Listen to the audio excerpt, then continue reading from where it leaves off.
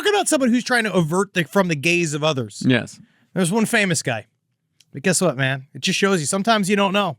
You don't know where these eyes are coming from because they come from fucking everywhere. And people are looking for this guy. And I think we finally fucking got him. You think with this one, you think we got him. You think we got Bigfoot. Bigfoot is spotted. Broad daylight. This one's a good one. All right, let's take a look at this. We got some camera footage of this. I want to go through. We'll show it on obviously, we'll show it on clips or whatever. So this is a couple that was on a vacation in Colorado. Right, it was quote unquote professed eyewitnesses, according to the New York Post. Shannon and Stetson Parker. Stetson is such a Colorado name. It really is. You know, they just tell all these guys are too hot. They're all too hot. Well, they're always bodyboarded and shit. Well, again, if they're in Colorado for their 10th anniversary, aren't they from somewhere else? They might, whatever. It's more of they might be from Montana. You're right. You might be right. You might be right. It's also Dakota's name. It's a hat. Stetson is a hat. It is. I know. It's steam. You're very expensive. So now they said they were enjoying a trip for their 10th wedding anniversary. And they said here, this is according to the New York Post, which I don't like this derogatory term. They observed the legendary lummox. Well, it's the New York Post. They don't take any of this seriously at all. Whatever. There's a whole industry around this. All right. And so it was the narrow. They said it was a sightseeing tour on the narrow gauge rail line between Durango and Silverton in the Centennial State's far southwest. So you basically.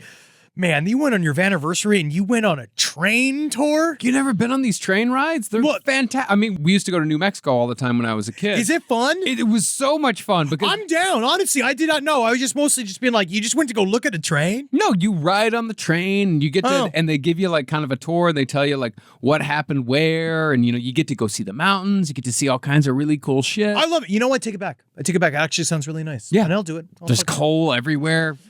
Well, now it's getting into like, what is this? Yeah. What is this? We're just looking at fuel? Well, as a kid, and I got to play with the coal, and I was all blackened by the coal. And again, different wants, different expectations of a vacation. You know? So take a look at this footage. Now, these guys shot this. Now, look at this. All right. Now, he's in full camouflage. What in the living fuck is this? Now, what you're seeing here is, I believe that's him shitting.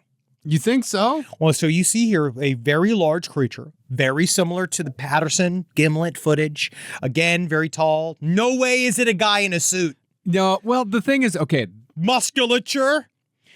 Look at him sit down like he's people. But that's me on my Toto. But when he sits down, it looks like he sort of pulls his like he looks like he's adjusting clothing as he sits down. Yeah, he's adjusting his fur around his knees. Well, no, I actually don't know. I don't know if that's true. That's clear as fuck, though. It's very clear, which also makes it's not clear as fuck. Are you kidding? It's extremely clear. That's extremely clear. It's extremely clear that there's something moving. Yeah, a man, not definitely in a suit, walking amongst the brush. I do like that it's camouflage. Yeah. Right? He's definitely the same color as his environment. He's lumbering. He's a sandy brown. Yeah, and I'd say he is lumbering. He's very much lumbering. That's Bigfoot. He's walking amongst the brush. And his arms do look like abnormally long. Like, again, look at this. The arms are long. The arms are extremely long. The legs are very long. Big feet attached to legs. You can't see his feet. I see the end of his foot. You see it right there.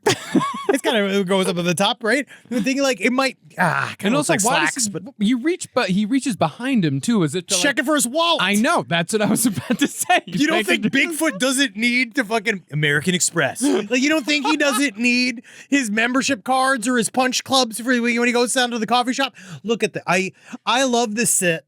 That's a difficult sit for a lumbering lummox. Mm-hmm. Right? Well, he's sitting down and he looks like he's resting his elbows on his knee. I think he's taking a shit.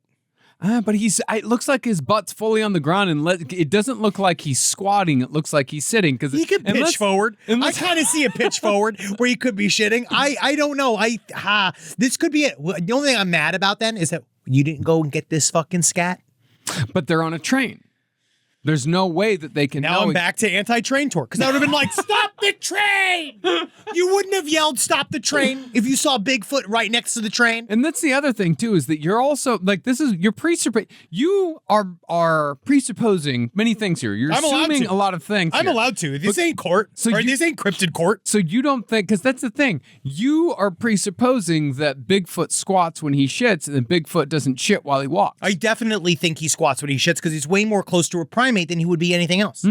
I believe he definitely squats when he shits. Do you know I think that if he was in full run and he had this shit, he would.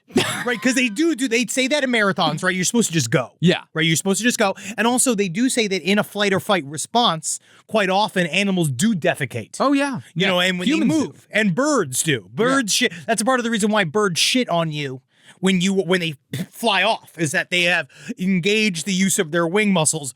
Side stories, lpotl@gmail.com. I'm saying this way too confidently. But I'm pretty certain that birds, that's why, is because they start to fly, and then the natural use of the top muscles makes them disengage their bowel muscles, which is why they shit.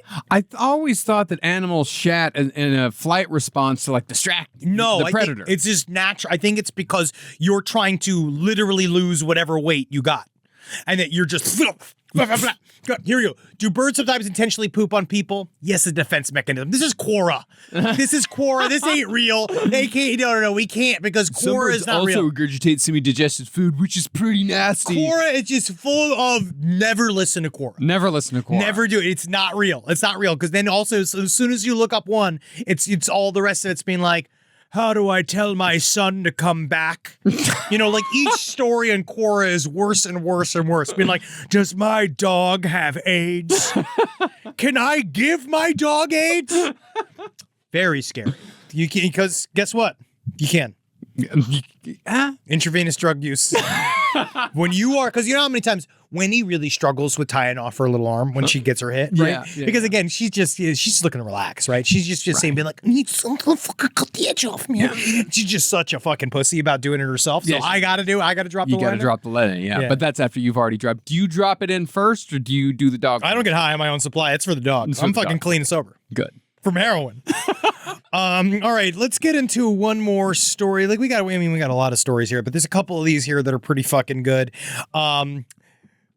Oh God, which one do we do? I mean, we've got either the cyclist or the judge. Which one do you want to go for? Let's do with the judge. All right. Take the judge. All right, the judge. So an Oklahoma judge could be booted from the bench. This is from the Daily Beast, by the way, after an investigation found she texted her way through a trial over the beating death of a 2-year-old boy, with court records revealing she laughed about a prosecutor's baby hands, wondered whether a juror was wearing a wig, and drooled over a pretty, quote-unquote, pretty police officer testifying on the stand. And she was texting with the bailiff. It's very, not to be anything. She's got the face. She's got Facebook face. You know what I mean? Like, she's got the type of person that's like been an issue, but now somehow she became a Lincoln County district judge. Her name is Tracy Soderstrom. And Lincoln County, by the way, that's Billy the Kid. This is Billy the Kid territory. I mean, you could tell, like, you could see footage. So last month, there was a little bit of controversy because the video of her texting, after first telling the entire court that they need to put all of their phones away so they can fully pay attention to the evidence, there is footage of her very not surreptitiously. It reminds me when I thought I was getting away with not working at my office job. Yeah. Where it was like, they know you're not doing anything. Yeah. You know, like, you're gonna be clicking over to, I'm looking at the expense report. I mean, like, definitely been looking at Reddit all day, right? But she's got, her phone is just like underneath her desk, right? Which is extremely fucking sneaky.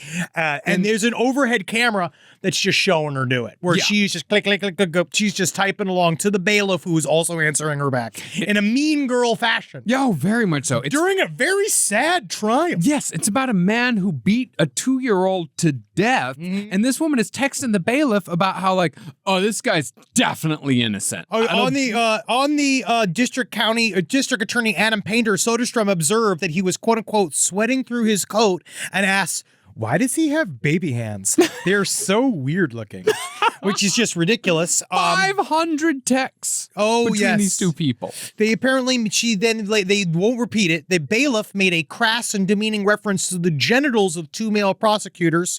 And she wrote, ha ha.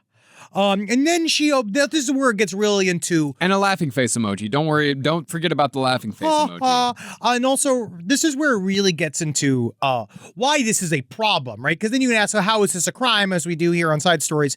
Because she gave an emotional, Marcel's girlfriend and Braxton's mother, that was the victim, Judith Danker, gave emotional testimony about the abuse that Braxton had suffered. Soda Shroom then asked in a text, "Can I please scream liar, liar?"